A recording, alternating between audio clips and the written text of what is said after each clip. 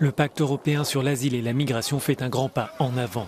Après 21 mois de négociations, les ministres de l'Intérieur de l'Union, réunis vendredi à Luxembourg, sont parvenus à un accord politique sur les points les plus sensibles. Les quotas de relocalisation des migrants disparaissent, mais la solidarité sera obligatoire avec les États membres qui en ont besoin. Les gouvernements pourront choisir entre accueillir des demandeurs d'asile, financer les retours des demandes rejetées ou encore apporter un soutien économique aux pays en première ligne. Alors qu'une guerre se déroule sur le continent européen, les 27 ressentent la nécessité de disposer de politiques efficaces pour répondre à ce défi.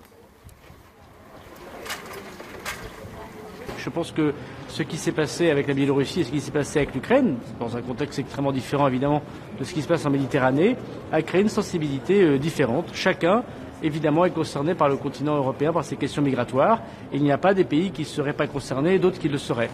Ce progrès donne un nouvel élan au renforcement des contrôles aux frontières extérieures de l'Union. Frontex, l'agence européenne de garde-frontières et de garde-côtes, verra ses effectifs augmenter d'ici 2027 pour former un corps de 10 000 agents. Certains ministres espèrent que ce pacte permettra de mettre un terme au double standard.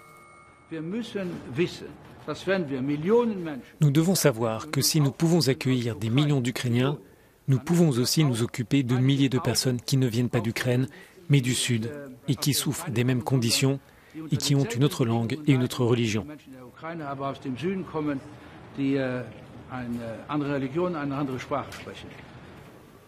Les ONG saluent cet accord et parlent d'un changement, mais elles souhaitent des précisions.